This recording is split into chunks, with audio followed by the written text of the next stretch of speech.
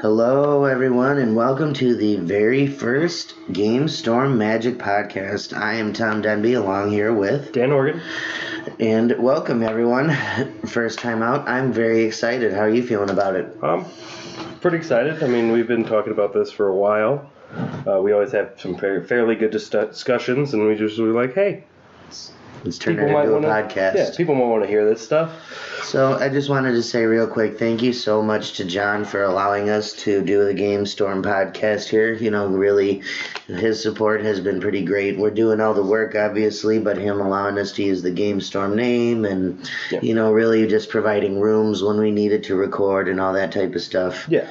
And we're doing it here in today's Dan's illustrious loft, it would seem. Yeah, it's my game room, we call it. Yeah, this is your game room? Yeah. So let's dive on in here. You know, I'm really excited for the spoilers. Yeah. From, what is this name of this set? Ravnica Allegiance. Yeah. That's right. You know, the first thing I wanted to say about this is the Planeswalkers all look really bad. I mean, Kaya looks okay for, like, maybe Eternal play. Right. You know, the minus isn't really relevant in Standard. Exiling cards from graveyards is more relevant in Eternal formats. Yeah. Dovin looks like utter garbage. And Domri's just decent. Yeah, I like the old Dovin better. Yeah, the old Dovin, I think, like was the 4-drop, like, his better. plus just was better. Yeah, his Dovin's plus is just very underwhelming. Mm-hmm.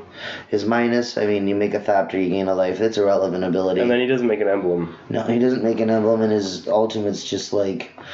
I mean, you dig through 10 cards, you find 3, but... I mean, to be fair, though, like, his plus is pretty cool. Like, so you can plus attack with a bunch of creatures and then put a bunch of loyalty on them. Am I reading that correctly?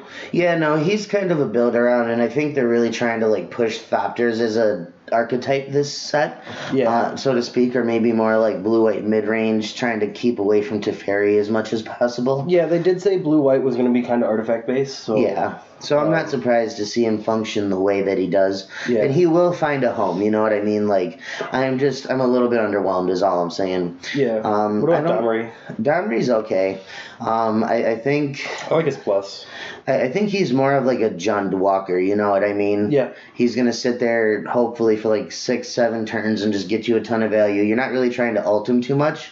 Yeah. I would say his real power lies in his -3, just constantly being able to fill up your hand with 2 creatures at a time.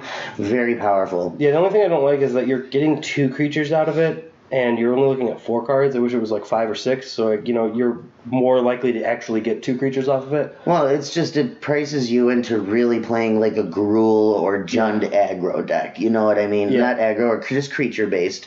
I don't think he's very aggro-y because he's a 4-drop Planeswalker, and, you know, his +1 isn't very aggressive. Right. You know, it's more of like a setup plus.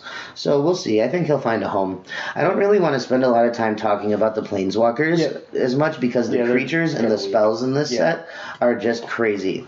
So let's look here first at one of the more underwhelming creatures, I would say. Prime Speaker Vanavar, 2 Simic, so a 4-drop, tap, and then Birthing Pod, basically. Sack a creature, and then search your library for a creature CMC +1 and put it into play. Yeah, I think people had a lot of hype about this, but I think what are you getting from it? What are you trying to plus and get more of? You know, I see it more as not a standard card. I don't think it's really good, man. I don't think that it's an effect you want to be doing on a creature. And especially because you can only do it at sorcery speed. And you can't do it the turn it comes down. That's the big problem, where with Pod you could do it immediately. Yep. Even if they had interaction, you were going to get 1 activation. Yeah, so like the one thing we were talking about that could be okay, but you have to be in 4 colors for this, is like sacrificing a Rekindling Phoenix to go get like a Lyra or a Doom Whisperer, because then your Rekindling Phoenix is just going to be coming back. Right, but that's tokens. Like so much setup when you can just be playing those creatures and winning. Yeah, I agree. I mean? Like, I just think it's very win more. Yeah.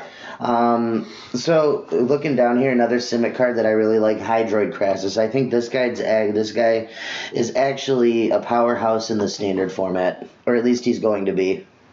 So he says X and green-blue. When you cast the spell, you gain half of X life and draw half of X cards. Round down each time. You get a flying trample XX, where X is the number of counters. Yeah, I like that it's a cast trigger. That's the really relevant thing here, is that it's a cast trigger, so you're always getting that value. Doesn't matter if it gets countered or not. And if it doesn't, you're just going to get like a 4/4, a 5/5, a 6/6 flying trample. Yeah, I mean, and like there's nothing to affect cast triggers right now. Like we used to have summary dismissal, where we could just exile all spells and abilities on the stack. Right, there's nothing that does that. Yeah, so I think it's just like, it's pretty good. I mean, but the only part I don't like about it is round down each time. So like if you do it for one. Well, it's obviously you're not doing it for one. It's a late game card. Yeah. So, moving on here, this is a card that I found very interesting. It kind of reminds me of Nullhide Ferox in a way. So, Nikia of the Old Ways, 3 in red-green for a total of 5 mana. Legendary creature, Centaur Druid. You can't cast non-creature spells. And here's the relevant part. Whenever you tap a land for mana, add another mana. It's crazy. Yeah, of any type that land can produce too. So if you're playing it off of a shock land or any color land, you know what I mean? It's just going to produce anything you want. Yeah. If you have a chromatic lantern out, it's just add 2 mana of any color. Yep. But you don't really need to do that. I think that this guy it's almost like a combo card for creatures. You know what I mean? You're just going to ramp and then play more creatures. It's definitely going to be an EDH in those like group hug decks where they're just like, let's make a bunch of mana and let everyone have a bunch of mana. Yeah. I expect to see this guy next to some what's that guy? Nullhide Feroxes and maybe some Banefire type deck. No, not Banefire. What's that? There's a real mana intensive creature in the format. I'm not sure. Maybe not. Maybe I'm thinking of something else. I don't know. I just think that when you have effects like that attached to creatures, that there's ways to abuse it. Yeah. So we'll see. What about that card with the Hydroid Crisis? There you go. Teamer Ramp. That seems sweet. Yep. Just big payoffs is what I'm looking for. You know what I mean? So what about emergency powers? I think that this card's getting a lot of hype for no reason. I get that, like, you're getting to, reshuffle, do the time spiral effect and then put something into play on your turn, or you get to instant speed time spiral. Unless you're really trying to do a combo, I don't think it's where you want to be. So, we'll talk more about that card later. We'll get into some decks that we think are going to be... There is one card, that I think is going to work very well with this card. But other than that specific card that we'll talk about in a few minutes, I think that it's not going to live up to the hype that everyone is putting on it, basically. Yeah. So one of my favorite cards from this set is Teysa. Teysa's pretty sweet. I really want to play a vampire deck. I've been looking for a replacement for Yahenni because that's what I used to play as vampires. And so what I used to do is I would use Yahenni and to abuse Elenda. Right. You'd be able to sack everything and sack Elenda and just make a bunch of 1/1s. And now you have the big payoff. Right. I have this, and there's a Vampire Cleric sack outlet now. Ooh. And all the Afterlife boys. And all the Afterlife. So Teysa with Elenda, I think I can hopefully make a really good deck with it. But there's one deck that I'm really scared of, so... So, before we get into my favorite card, there's one card I want to touch on real quick here that's kind of a brave move by Wizards. Lavinia, Azorius Renegade. I don't think that card sees a lot of play in Standard, per se, but it's kind of daring to put that in a format like Modern. You know what I mean? Where Humans is so powerful, and they have to really keep in check the creature types at this point. You know what I mean? I also could see it being played in Blue, White, and Legacy. Yeah, in Legacy, it's a very powerful card. You can't cast non-creature spells on my turn. Nice Force of Will. And you can't use, like, so it could shut down Storm. It could shut down Oops All Spells, stuff like that. Where they're not trying to actually cast with their lands, doing broken things. I mean, I wouldn't call it broken. They're in check, but I think if this sees play in blue-white's going to... If you're not paying mana for your spells, you're doing inherently broken things, too. But that's part of Legacy. Yeah, Legacy's a broken format. Yeah. So, now we're going to talk about my favorite card that I've seen in a very, very long time in any standard set. You guys ready for Kaya's Wrath? You guys ready to not play creatures anymore? You guys ready to just lose to Esper for the next 3 months until they finally ban Teferi? Because that's what's about to happen. You think? I guarantee it. We have perfect mana now. White, white, black, black, sorcery, destroy all creatures. You gain life equal to the number of creatures you control that were destroyed this way. Which, that part's irrelevant, because you're probably not playing many creatures. Who cares about the second line? The first line's all I care about. 4 CMC, destroy all creatures. So we have destroy all creatures. At 4 CMC, we have destroy all creatures or enchantments and artifacts. At 5 CMC, we have settle the wreckage at 4 again. God, just talk dirty to me. We have, like, Citywide Bust. Yep. There's just so many board wipes. So many board wipes in black and white right now. I think that it's just about to be Esper Winter.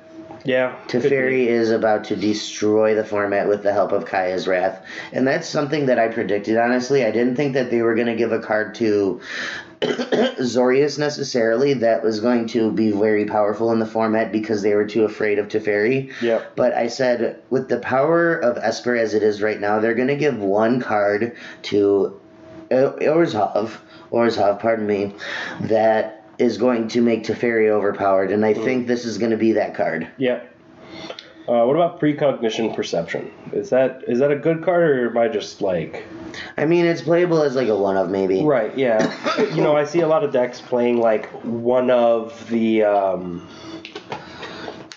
draw 2 with Jumpstart. Like, some of them are just playing... Chemist's Insight. They're just playing like one of... But I think this is just better as a one-of. Yeah, if you're casting it in your main phase for whatever reason, you just get that added value, and it is one more card. Here's another one of the most powerful cards in the set sitting right next to it, Bedevil. Yeah. So, Bedevil reads 2 black and a red for a CMC of 3, instant speed. Yeah, wow, your chair just trolled the shit out of me. Mm-hmm. It scared me, bro. Instant speed, destroy target artifact, creature, or planeswalker. Yeah. Brutal. And I love the art. Yeah, it's better than Hero's Downfall. Yeah, by a lot. Just strictly, like... It's a modern playable card. Yeah. There's another card right next to it, too, that I wanted to touch on real quick. Ravager Worm. Ravager Worm is a 6-mana Riot creature. 3 red, green, green. Now, Riot reads, when this creature enters the battlefield, you have a choice. Either it gains haste until end of turn, or it enters with a 1/1 counter. He's a 4/5, and when he enters the battlefield, you have another choice to make. You choose one of these. Ravager Worm fights target creature you don't control, or destroy target land with an activated ability that isn't a mana ability. This card is a house in the current standard format. Cards like Search for Azcanta, Treasure Map, Azor's Gateway, Memorial to Folly. That's the 4 that I can just immediately name. There's other ones I'm sure I'm not even... Field of Ruin. Field of Ruin, right. There's so many lands in this format that just give you value. Plus, the fact that when he enters, he can fight. This creature is insane. Yeah. I think that he is going to be in a lot of the Gruul ramp decks. He is just their high end, you know what I mean? He's going to be a 5/6 a lot of the times, or a 4/5 haste that just blows up your best permanent. Yeah, no doubt. It's pretty good. Yeah. I want to talk about Deputy of Detention, because that's just so good for Modern. It's so good for Modern, man. I don't know how good it's going to be in Standard. I think that's going to be a guy that, if Dovinbon is good, the Deputy of Detention is going to be, like, actually insane. Yeah. You know what I mean? And he's actually just really good on his own. You know what I mean? He's a 1/3 body for 3. That's a relevant body for blue-white.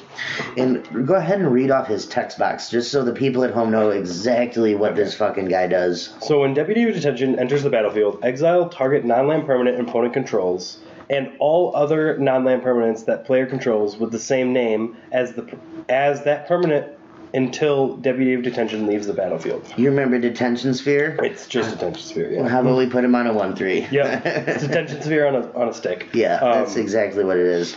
I think it can be played because if tokens keep going, definitely be played. If tokens keep going, especially with Teysa now, you could just be like, cool, you have a vampire, exile all of them.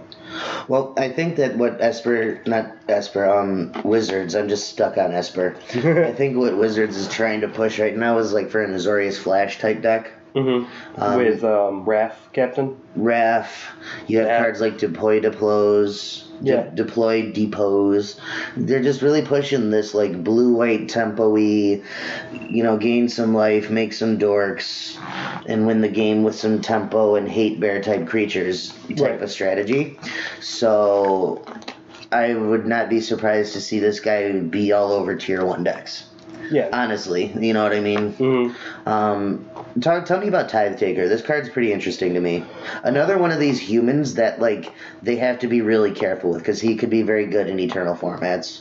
Yeah, so I think he's pretty good. I love that he has Afterlife. That's too much, almost. Yeah, that's the problem with him. It says, during your turn, spells your opponent cast cost 1 more to cast, 1 more colorless to cast, and abilities your opponents activate cost 1 colorless more to activate unless they're mana abilities. So that turns Aether Vial. Yeah. that turns Aether Vial into I have to tap mana to do it. It also, in Standard, it turns Azcanta the Sunken Ruin into a 4 mana activation. Right. Which just seems not good. Well, 5 mana actually, because you have to tap 4 lands for it, plus you have to tap the Azcanta. I'm not as worried about this card in Standard as I am in Modern, man. Thalia is already one of the best humans, right? Because it taxes the non-creature spells. Well, this taxes all their spells during your turn. Yeah. So I don't know. It's not it's not a static tax because it's only during your turn. I could see it being played in aggro decks. It's going to turn if they play that on 4. It turns that settle into a 5-drop to where they can attack and not have to worry about a settle. That's what I'm saying. It also if they flip flip into Azcanta the Sunken Ruin, or they're drawing cards with makes your counter spells awful. Right. Yeah. So it just does a lot. It does a lot, and I think it's going to be a sideboard card for any white aggro or mid-range deck to bring in against control because it's just going to make their curve seem bad. Yeah. Wizards is starting to, be kind of loose with their creatures. I thought they were going to kind of need something for control right now anyway. Yeah. No, I just want to see different creature types is my only point. Yeah. I don't want to see these humans. Yeah, I don't want to see these really efficient human creatures. Yeah. That tax you even more. So what about Gruul Spellbreaker? Because that's that was a huge hype card when it first was released. I honestly think that it's a little bit overhyped. Really, the only thing that it's going to protect you against that's relevant is Settle the Wreckage. Thank you. And it has hexproof during your turn, but they can just kill it during their turn, which really, who cares? Yeah. So I think one of the things that it's going to be a lot harder to kill because it has Riot, so it's going to ETB, and by putting a 4th counter on it, you're getting it out of range of a lot of stuff. Sure, they still have Lava Coil. They have certain removal for it. Well, red control isn't going to be the thing. I think it's going to be black-based removal spells. The haste is going to be relevant. Riot creatures are going to be good against control in general because they have the option to have haste. I just think that, the static effect on it isn't as good as people are making it out to be. That's kind of my point. Yeah, I get it. It's a good card. You know what I mean? It's just, there was a lot of hype around this card. And honestly, she-male Shrek over there doesn't need to isn't going to dominate. If you play with white in this deck, a deck with that, and you have that and Shalai out, Shalai will give it protection, hexproof all the time, so they would have to kill Shalai and then kill that. Right, so there's layers you can do with this card, and I'm not saying it's bad by any means. You know what I mean? There's a lot of play to it. The cards that give you and itself hexproof, even only in certain situations, are good. You know what I mean? Shalai does make it always have hexproof, so there's just I don't know. It's also just a Gruul creature, so I'm kind of biased. You know what I mean? I don't like the Gruul colors. Yeah, those are my two least favorite colors in Magic. So I'm trying to be unbiased here. I'm doing my best, but I'm looking at Absorb. And how can I say that Gruul Spellbreaker is like, oh man, this great card, but then there's Absorb. Yeah. Just counter target spell, gain 3 life. Way better than Gruul Spellbreaker. Yeah, no, I agree. It's just what about Simic Ascendancy? That's just a weird card. That's the bad. I don't like that card. It's just, I don't know why it's even around it. It's just bad. It's just bad. Don't even talk about it. Yeah, you're right. I want to talk about 2 cards right here real quick. Well, 3 actually. This guy's pretty good. Sphinx of New Prav. White, blue, blue. He's the uncommon, mana-intensive dude from the set. Flying Vigilance. Suppose that your opponent casts that target the Sphinx costs 2 more to cast. He reminds me of Nightveil Predator. White and blue. Yeah, kind of in a way. He's got Flying Vigilance too, so not Death Touch. Instead of Flying and Death Touch, it's Flying and Vigilance, and then instead of having Hexproof, it's Predator is still way better. I agree, but this is interesting. I think it's just the white-blue equivalent, So, looking real quick, I want to talk about Drill Bit. Yeah, I had not noticed this card till yesterday when you were doing the Modern Night stream. This card's very good. Yeah, I like it. It's very good. Pardon me. Let me addend that. It's very good for the black aggro decks that are about to start popping up, because for them it's going to just be a no drawback Thoughtseize. Yep. And that's what Nick Fuscaris and I have been working on, is just this black aggro deck. Right, and it's finally coming to fruition. Rakdos aggro decks will be around.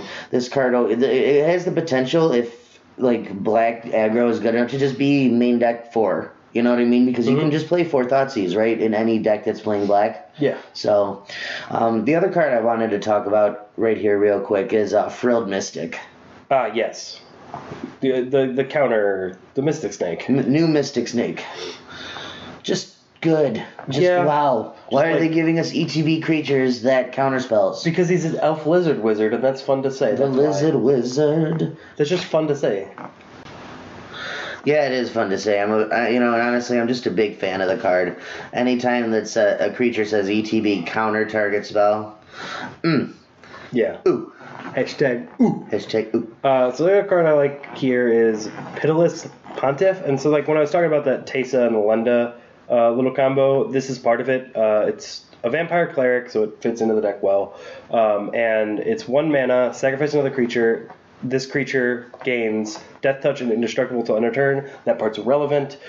The big part is sacrifice a creature. Yeah. It's kind of like an Aristocrats type thing, except for I'm just putting counters on a Lenda and then sacrificing a Lenda to get double my tokens. Death Touch Indestructible, also not irrelevant, just as a little, added it's not benefit irrelevant. To your billion tokens with the Vigilance and Death Touch. Your guy also just has Death Touch and Indestructible. Yeah. On an already static ability, so good card. Definitely. High Alert, funny card. I have always been a fan of these. That was the butt Defender dragon. decks. Yeah, the Butt Dragon. I don't even know the name of it. It's just the Butt Dragon to me, man. Arcades, the Strategist. Okay. Yeah, Butt Dragon. Yeah, I got nothing because of the Butt Dragon now. Yeah, it's literally just the Butt Dragon in blue-white. Yeah. Yeah. Consecrate, Consume. I think that's a very good card. Carnage Tyrant, is a card that's been seeing a lot of play in Standard, and I think that there's just too many answers to it now, this being one of the best ones. So let me read you this card, guys, real quick. Consecrate, 1 in a hybrid black-white, exile target card from a graveyard, draw a card. Decent. It's going to be relevant in certain matchups, The relevant piece of text here, though, is Consume, 2, and then Orzhov, white, black, sorcery. Target player sacrifices a creature with the greatest power among creatures they control. You gain life equal to its power. Okay. So sack your Carnage Tyrant and I'll gain 7. That's cool. Yeah. Really good answer to the Tyrant. Definitely. But the card that's right below it, even better. Yes. And look at that art. Ooh, Mortify. Primo art. Yeah, that Mortify looks sweet. I want those in foil. And it's destroy target creature or enchantment at instant speed. I might be playing 4 of these in Esper. I'm not going to lie. At least 3. Yeah. It's just so good. And then here's one of your favorite cards next to it, too. Oh my god, dude. I'm just like, I can't handle how good this set is. It's sweet. Depose, Deploy. We were talking about this one earlier. Depose is 1 in a hybrid blue-white. Tap target creature, draw a card. Better than Consecrate, from the other card we were talking about.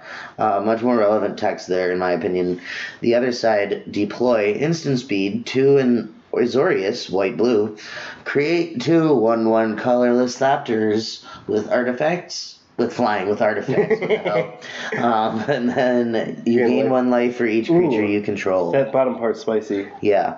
This card's real sweet. At worst, it's going to make you 2 1/1s and then gain you 2 at instant speed. Yeah. Totally fine. Mm-hmm. I think you passed up another one of the better cards here in Incubation Incongruity. Read that one off for me, Dan. All right. Let me turn over because it's sideways. Look at the top 5 cards. So this is for a hybrid green or blue. Sorcery speed. Look at the top 5 cards of your library. You may reveal a creature card from among them and put it into your hand. Put the rest on the bottom of your library in a random order. And then the other side, also instant speed, 1, a blue and a green. Exile target creature. That creature's controller creates a 3/3 green frog, lizard, creature token. So it's rapid hybridization. Plus a mana. Well, no. And then plus, what's the other side's the more relevant part. Yeah, it's like commune with dinosaurs or whatever, kind of. Well, it's 5 cards for 1 mana in either blue or green for 1 mana. Okay, for 1 mana. And you get any creature card. Yeah. That's crazy. That's actually crazy. You get to find any creature for either green or blue. Right. A deck like Infect could play that card if it wanted to. Definitely. I'm just in love with this set, man. Yeah, no, this set is probably one of my favorite sets for spoilers so far because there's just so much, and me being someone who loves to brew, my mind is just racing with ideas right now. Same. Here's a card that I think people were looking at. Sphinx's Insight? It's going to be played. I think it's better than Chemist's Insight because Teferi is going to be a lot more powerful with this set. We're getting Hollow Fountain, right? So you're going to be wanting to play sleeving up your Teferis a lot more now. And when you're gonna do this on your main phase a lot more than I think you realize because it's going to be a 2 mana spell in quotes. So it'll gain you that 2 life, and that 2 life when you're drawing 2 cards just really relevant. Yeah. It's a throwback to Sphinx's Revelation. You know what I mean? It's the Sphinx's Insight, not as good as the Revelation was, but good enough, right? Yeah, what do you think about the light up the stage card? It's interesting to me. I think that there's homes for it. You know what I mean? There's definitely homes for it. It's one of these cards that you can't sleep on. You know what I mean? So for anyone who doesn't know what the card does, it's 3 mana, it's 2 colorless and a red for sorcery speed. Exile the top 2 cards of your library until the end of turn. End of your next turn.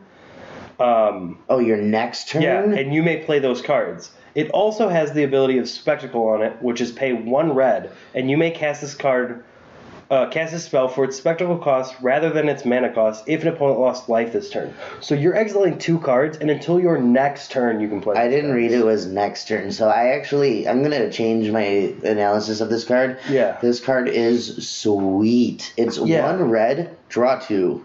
Essentially, yeah. Because you're going to play whatever those 2 cards are by your next turn. And if you're playing red, your opponent's probably losing life. That's the point. It's 1... Oh, my God, dude. That's crazy. Yeah. Oh, man. Oh, man, guys. Oh, geez, Rick. Oh, geez, Rick. Red's back. We got growth spiral here. Growth spiral here. I like that art. Yeah, I do too. That's what drew me to this card. Yeah. It wasn't the text. I didn't actually read the text yet. Instant speed, draw a card. You may put a land card from your hand on the battlefield. So it's explore. It's better explore. Yeah. Because you can do it at instant speed. Yeah. That's cool. You have 10 out of 10 in my eyes. Oh, yeah. I will be sleeving up a lot of that card. And you all will be losing to it. So, real quick, here's a card that I was referencing earlier, Smothering Tithe. I didn't bring it up, but it was the card that I wanted to mention with Emergency What is it? Emergency powers. Emergency powers, yeah. So this card combos hella with that card. Yeah. Whenever an opponent draws a card, that player may pay 2. If that player doesn't, you create a colorless treasure artifact token with tap and sacrifice this artifact. Add 1 mana of any color. So you're going to wheel them and make 7 trophies. Trophies of treasures. I wish we were making 7 Assassin's trophies. Yeah, right. Combo ass card, you know what I mean? Yeah.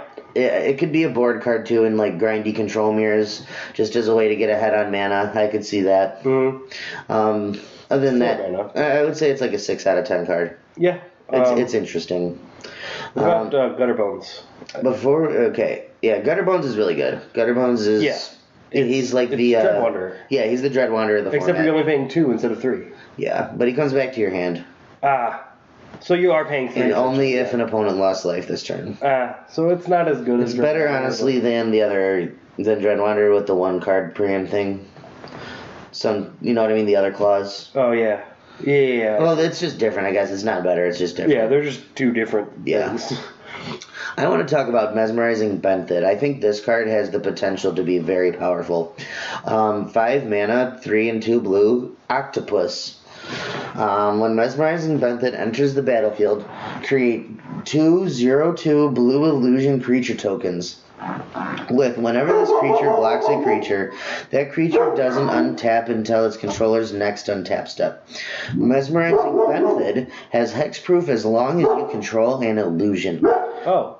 That's really, really good. Yeah, that's really good. Sorry about the barking, guys. We're at my house. So. Yeah, dogs, you know how they be. Yeah, that seems pretty good, but... That's going to be in standard, my friend. Yep. What about Amplify? Because this is just like an interesting card. It's bad. Like, it's a 4-mana 1/1. I agree that it's bad, but it's just super interesting. I think Wizards is trying to experiment with different card design, and they do like to put wacky shit like this in red. So I'm not surprised. What is this card? Guardian's Plan. Oh, this is like the most commander-y card I've ever seen in my life. Don't even talk about it. Yeah. Don't even read off what it does. Move on. Bad format. Yeah. Mass Manipulation. Yep. So XX for blue. Real mana intensive, but the payoff's really worth it. Gain control of X target creatures and or planeswalkers. So you really want to shit on someone? Because that's how you shit on someone. Yeah. I could see a big mana Izzet deck just doing this. Playing this card just because. Yeah, and until someone plays a Tristani on their side, and then they get all their stuff back because you didn't read the bottom part of Tristani. You do people get the stuff they own back. Yeah, that's pretty at rare. the end step.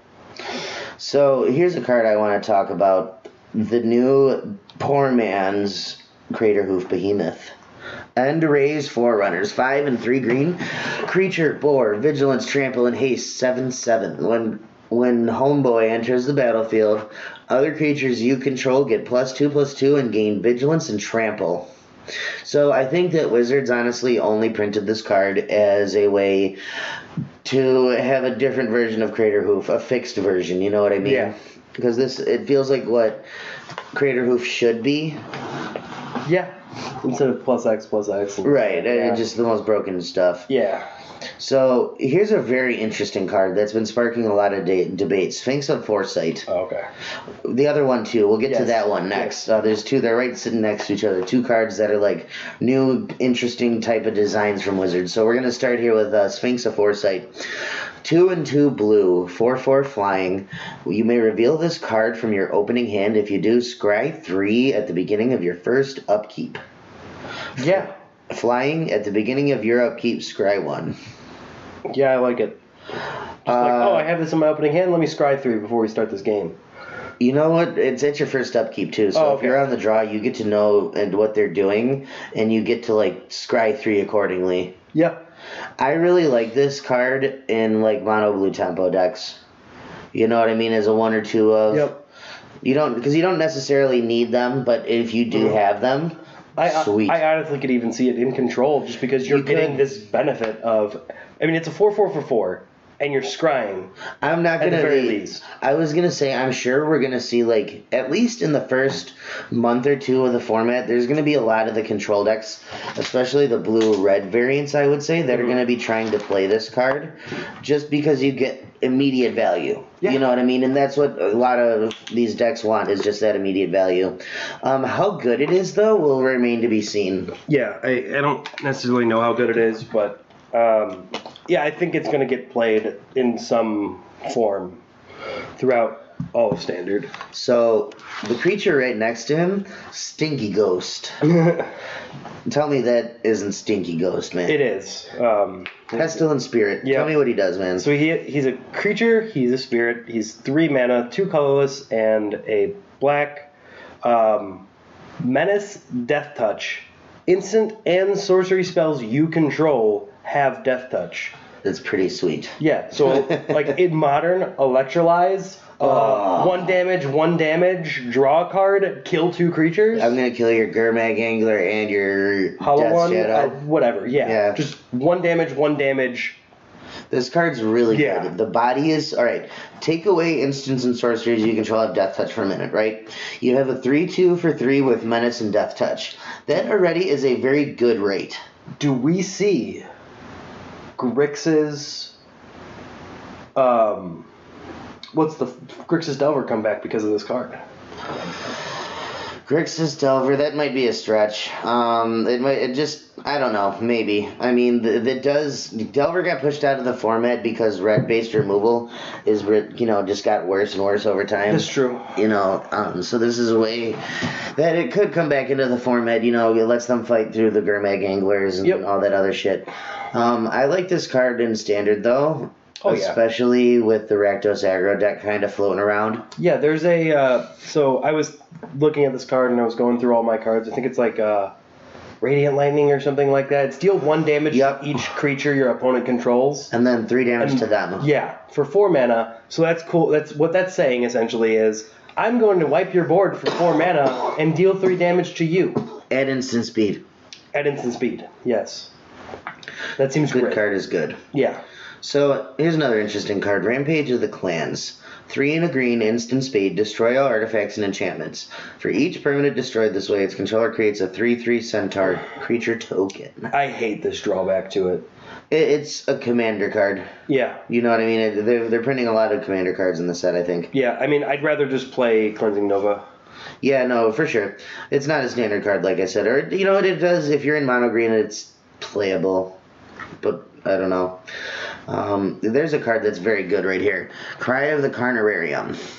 1 and 2 black, sorcery. All creatures get -2/-2 until end of turn.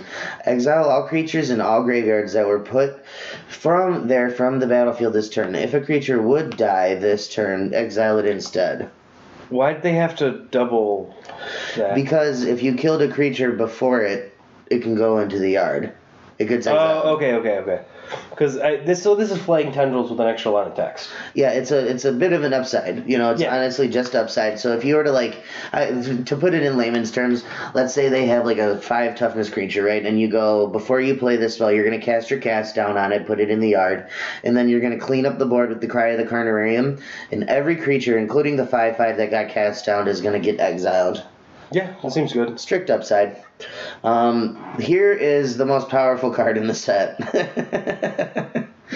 Wilderness Reclamation. At the beginning of your end step, untap all lands you control. 3 colorless and a green. Busted. This is going to be one of the key parts in a deck that we're going to talk about later. It's going to be the key part in a lot of decks, dude. Yeah. Sorry about the break there, guys. Some of these cards are in Japanese, so we're clicking on them to see what's up. And that one was just real bad. But yeah, the Wilderness Reclamation, very good card. It's honestly too good, I think, for a format like Standard. You know what I mean? Yeah. So, moving on, Silhana Wayfinder. This one's really good. 1 and a green, Elf Scout. When Silhana Wayfinder enters the battlefield, look at the top 4 cards of your library. You may reveal a creature or land card and put it on top. Put the rest on the bottom of your library in a random order. Yeah. It's fine. It's going to see play. Oh, yeah, no doubt. So here's a card that's been sparking some controversy, Quench. People are saying that it's going to see play, and it won't. It's not mana tag, or mana leak. It's a bad mana leak. Yeah, it's bad leak. Yeah, I'd rather just play, like, anything over that. Anything. I'd rather play Syncopate. Literally, yeah. Why would you ever play this? Exiles it, like... So I'm going to make a bold prediction right here. Gate Colossus will see way more play than any of you guys think it will. Yeah. Promise. Bet. Got all the shocks here. The beautiful lands. Got the basic lands. And that's all the spoilers we got right now. Yeah. So let's talk about some decks. So before we do that, we kind of want to give John a plug here, just for giving us again the opportunity to do this. We're going to read off his schedule real quick. So Standard on Sunday at 1 p.m. Modern, which we stream. I'm usually doing commentary there with someone else. And Standard will always fire on Sunday. But it'll be either store credit or it'll be store credit plus Showdown packs. Once Showdown is over, once he's out of all the packs, it will continue with just store credit. Right. Yeah. So Monday we got 1v1 EDH at 7 p.m. Yeah, and that's the regular ban list. Yeah, it's not French rules. Yeah, it's not the French. Or Tuesday, the online. Commander pods all night long. Yeah. Let's just come in and have some fun, guys. Yep. There's no, money to pay for that. You just show up, play for fun. There'll be there's usually people there. Thursday's the bigger night for it. But sometimes the pods will we'll all throw in a pack for prizes, yep. So it's not like it's no prizes at all. So. Also on Tuesdays after a new set comes out, there'll typically be a draft for the first 2 or 3 weeks. Yeah, because people just want to draft, so yep. Keep that in mind too. Wednesday we have our SCG standard game night. Yep. And D&D fires also over there. So if you guys want our D&D players, not as standard players, come on out and check that out. Thursday we got Commander pods all night, like Dan was just talking about. Yep. Friday's our big night with standard, modern, and draft all firing pretty much every week. The store is standing room only. Yes, and that's where that's the night that we record the standard games and we do commentary for them on Saturday nights. So for standard we record on Fridays. For modern we stream on Sundays. Yeah, we're hoping to get to a point where we're going to be able to stream Fridays as well. Right, but because Fridays are so big right now and there's so many people, there's not enough room to put all these cords and this extra room for commentators, and it's just a big mess right now. But we're working on it, guys. Yeah. It's a project in the works. And if you like to draft, come on and draft. There's always people that are trying to. Saturday, every Saturday at 1 p.m. they do Pauper. And then the second Saturday of every month they do their high stakes Legacy at 1 p.m. So if you're a Legacy guy, come on down. They do board games all day on Saturday too. And Legacy gets pretty big most times. Yeah, it does. Pretty far. And we're trying to get on to streaming that because it's only once a month. We're going to try to be streaming that at some point. It's just a matter of getting everyone together and making sure everyone has off work and all that. Yeah. I would like to stream the Legacy. That would be sweet. I know. So let's get back to talking about our podcast, though. Yeah. So new deck archetypes. I think that the one we've touched on quite a bit, the two anyway, are going to be Esper Control, which it already exists. It's like the tier 2 control deck right now behind Jeskai. But I think it's going to completely take over. Yep. And the other one that I think is going to kind of be the breakout is mono black to black red aggro. Yeah, I think I could see that. I could also see Mardu. At least based on what we've seen so far. This is contingent on, we're recording this on January 7th, so don't slaughter me if, I don't know, they print some really broken card in other colors and I'm wrong. I mean, that could easily happen. But the big deck I think that's going to be just a little broken is Bant Control. Bant Control is going to be insane. Because they're going to have that growing rights, or whatever that thing's called. Growth Spiral. The Wilderness Reclamation. And Growth Spiral. But they're going to have Wilderness Reclamations. They're going to be untapping their lands. So if they play that on 4, you don't have an answer for it. On their turn 5, they're at their end step, they're floating their mana and then untapping and then tapping again and playing Nexus of Fate. Right. And just going to keep looping extra turns at that point. Honestly, I think with how good the mana is going to be, we're just going to see control decks that are playing 4 colors, playing 5 colors, just for this card. Yeah, honestly, this card's so good that think about this for the control deck, guys. You're just going to be able to play tap out control and instant speed control every turn once this card comes out. Yeah. What more do you want? Nothing. I mean, and also I think emergency powers might see play in that type of deck, yeah. In that Bant deck. There's one card that we haven't seen here actually on this list because for whatever reason, I don't know why it's not here. Electro Dominance. Oh, yeah. So I guess it's not loaded. Probably the most powerful card in the entire set for Eternal purposes. And the one that everyone wants to hear us talk about, and we've just completely forgotten about it. Yeah, it's right here. X, red, instant speed. Electro Dominance deals X damage to any target. You may listen, guys. Listen real carefully. I read the card 15 times to make sure I wasn't reading it wrong.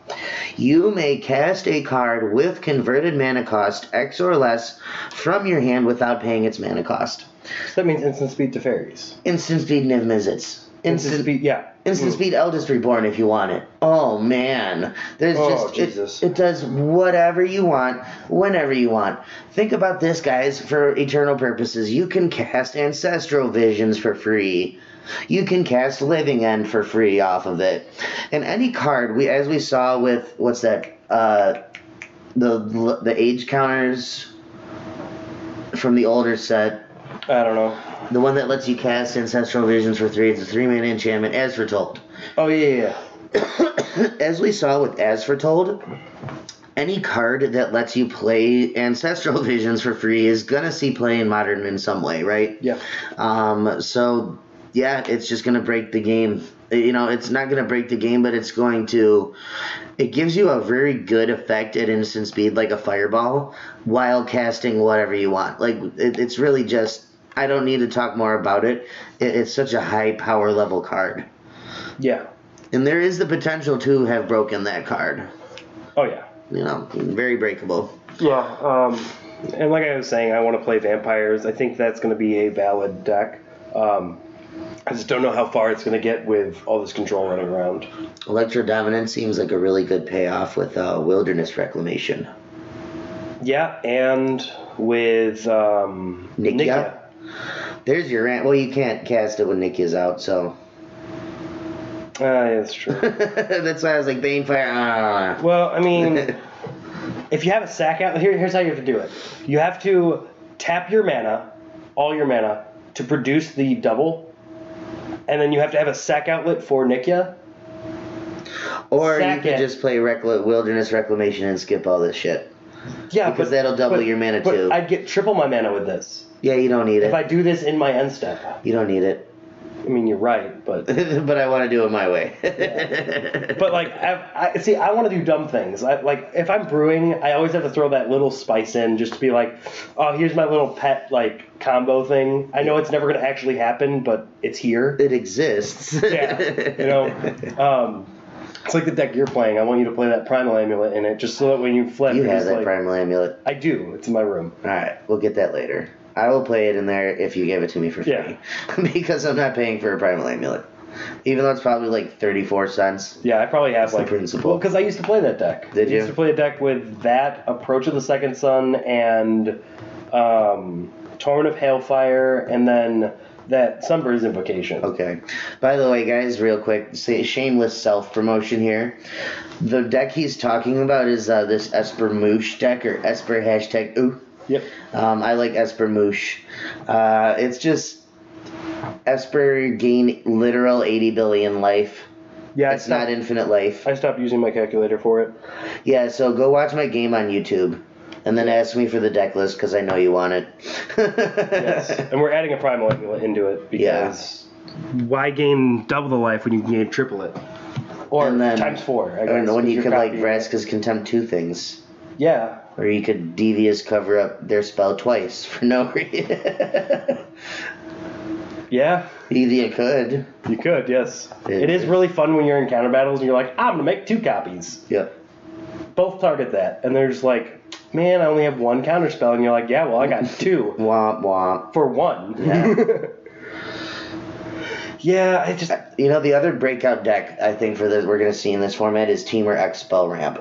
Yeah. And we're going to see, like, a pretty big all-in ramp with, like, Gifts of Paradise and I don't even know, whatever ramp spells there are, because green cards are bad and I don't know what exists. Yeah, I don't play green. Yeah. I sold out of all of my green cards. Insert your ramp spells. You guys you dirty ramp players, you know what they are. Okay, so your high end is Star of Extinctions, Hydroid Crasises, and Banefires, and the expansion explosions. You know what I mean? You just get all these really high-end spells because your ramp is pretty much free, and the big payoffs are just too good. Did you say Electro Dominance too? You don't need to play that. I mean, why not? Because what are you casting? Well. I don't know. It still deals X damage. Yeah, but you can like play Expansion Explosion versus that. I would rather play that card. In that deck specifically because you're not all your spells are X. I just play all of them. Yeah, but like you have to make room for other stuff. I mean, just play Electro Dominance as a one of.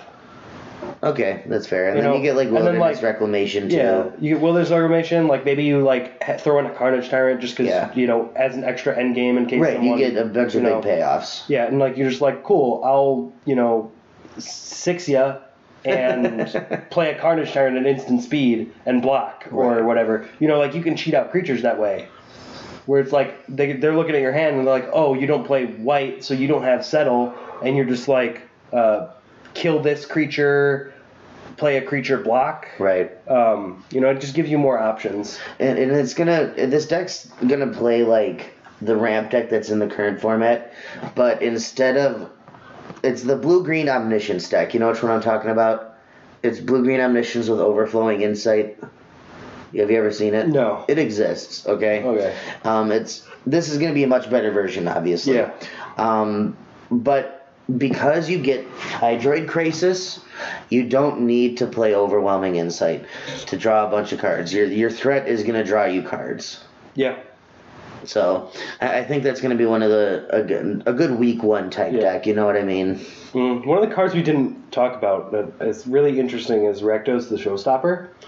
It's got Flying Trample, and when he enters the battlefield, flip a coin for each creature that isn't a demon, devil, or imp.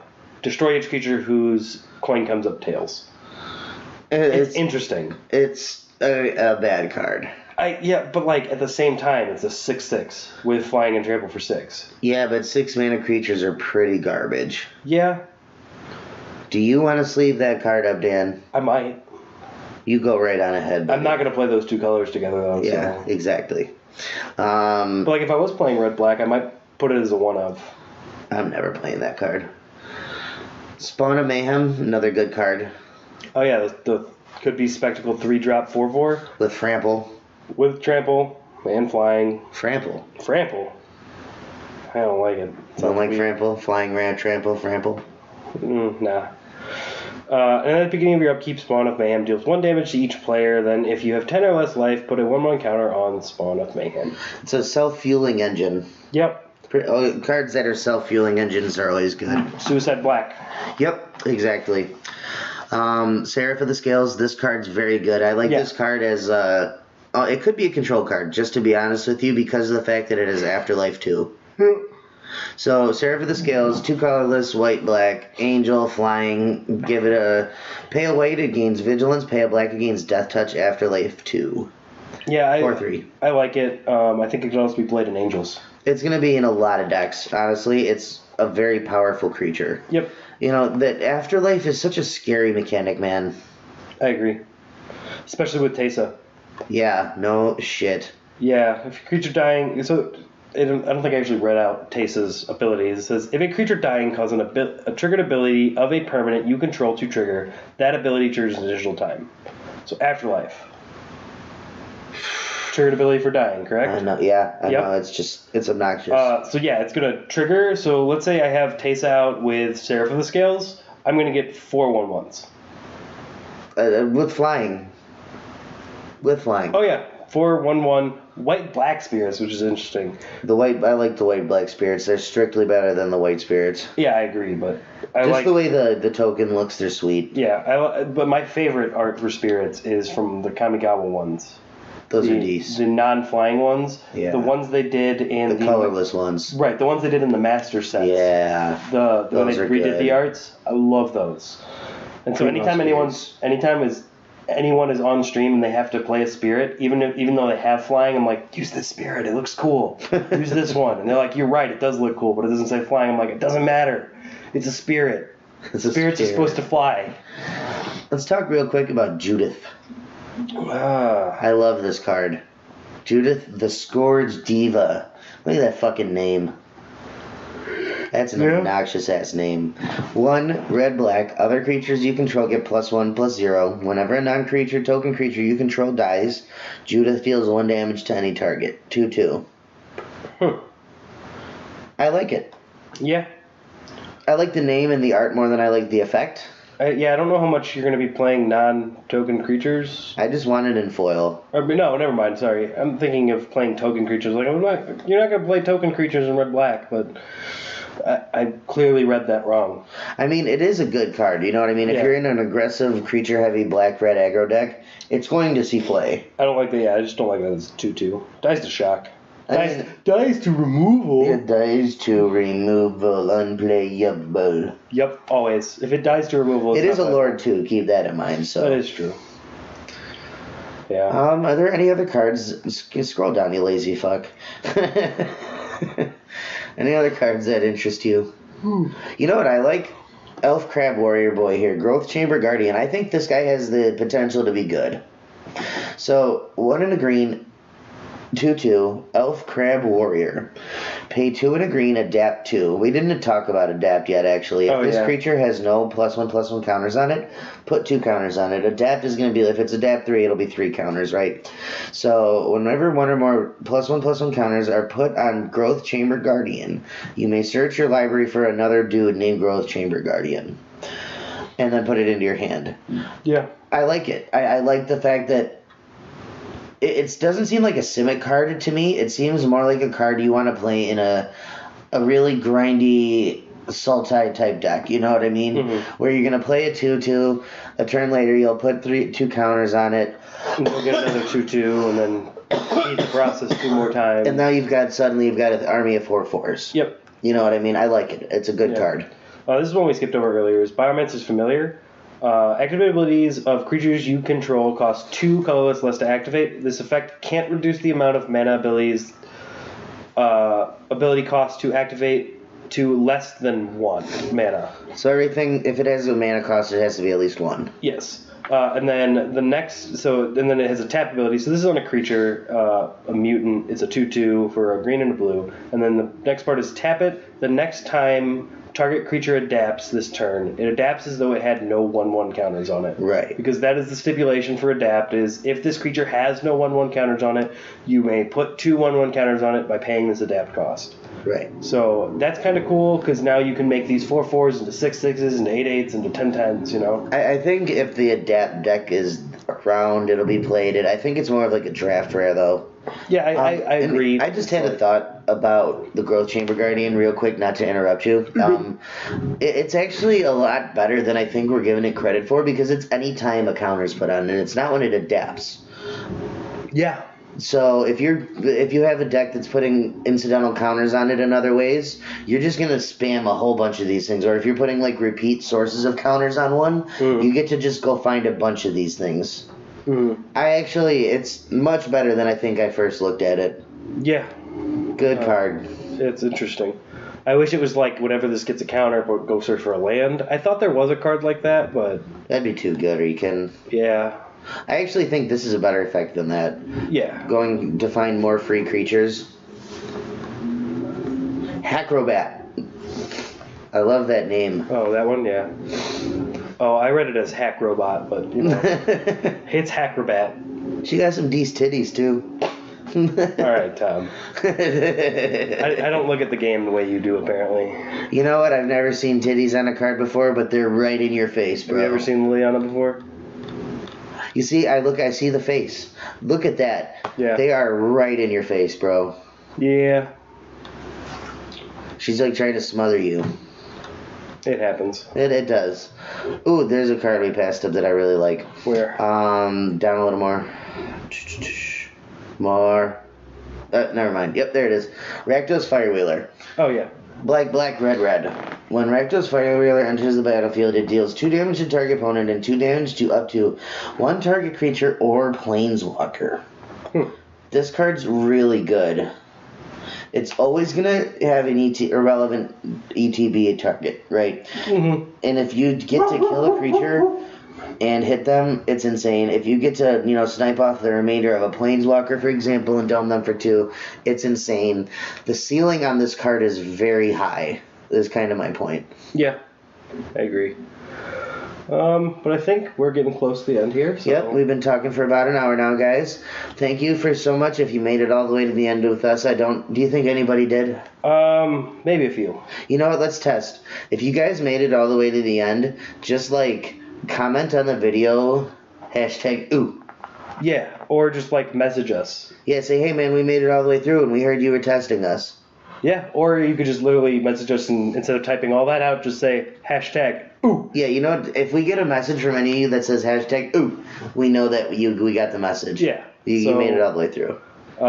Thank you for anyone who did make it all the way through. And I did want to make sure to reiterate one more time, guys, if you want to in the future be a part of the podcast, just hit one of us up. Please, we would love to have you guys on. Yeah, it'd be interesting to get more people in here, talk about formats that we maybe don't know a lot about. I personally know almost nothing about Modern. I never play it. I'm a Standard guy. I brew all the time in Standard. That's what I play. I play a little bit of Legacy, but not enough to know the format. Right. I play some EDH, but, EDH is so diverse that I could never break down the format for anyone.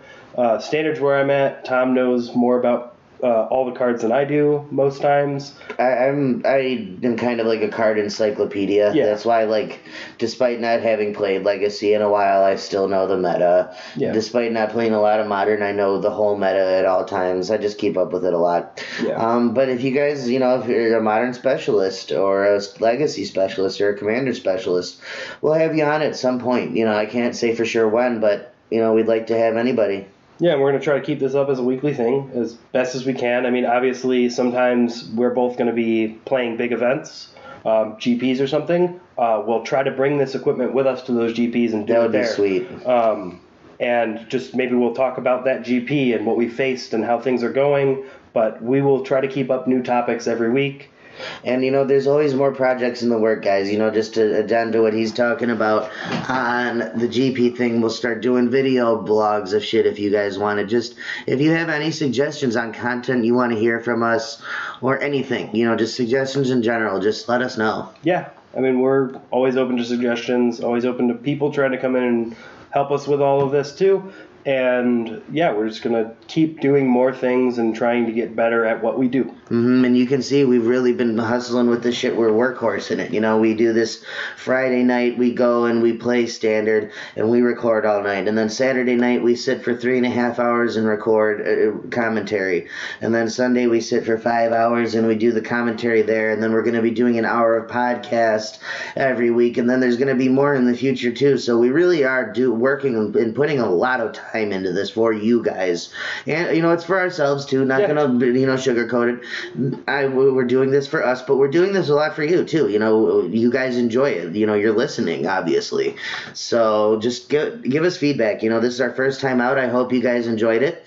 I've been Tom Denby. Is there anything else you want to say, Dan? I just want to say thank you to John for letting us use the Gamestorm name on this. Yeah, thank you again, John. Shout out, John. Shout out, Gamestorm. Yeah. #Gamestorm. #ooh. Yeah, so let me actually pull up the address for Gamestorm real quick. So we can 1243 State Street, Lamont, Illinois. Is that what it is, really? Yep, 100%. Yeah, 1243 State Street, Suite 107, next to Tap House Bar and Grill, Lamont, Illinois. Yep. And if any of you don't know exactly where that is, the easiest way to get there is either taking State Street or 127th. Depending on where you're from. But if you're taking 355, you can get off on 127th, take 127th to State Street, and Gamestorm's right there. Right there. It's really just, it's the spot now. You know what I mean? If you're not going to go play at Pastimes because it's too far away, he is the premier store. Yeah. In all of Illinois, in all of northern Illinois, I would say. I don't know many places down south, but like other than Pastimes, I can't think of any place that does better than John. So yeah, I mean, maybe Nerd Rage. Nerd Rage does big events, but I think their FNMs are a lot smaller, and their weekly events are a lot smaller. Their big events are a lot bigger because we don't really have big events at Gamestorm yet. And we're trying to work on that too. We're trying to break down John's walls on that. Yes. So, but yeah, for weekly events, for standard, modern, legacy, for our monthly legacy, there are always people there. Right. Wednesdays, maybe a little less. But we always fire standard. Yeah, it always fires on Wednesdays, but we definitely want more people to come. So if you're listening to this and you play standard, show up Wednesday night. I won't be there because I play hockey, but Tom might be there if he's not most working. Most of the time. There'll be other people there. I know some people can't come on Friday, so they come on Wednesdays. I'm always there every Friday and Sunday, sorry. For standard, occasionally I won't be there for standard on Sundays, but I'll always be there for the live stream on Sunday nights. I know Tom's usually almost always there on Fridays and Sundays as well. Correct. And we just try to be there as much as we can and play. We want more of you guys to come do that as well. Yep, so thank you so much for joining us.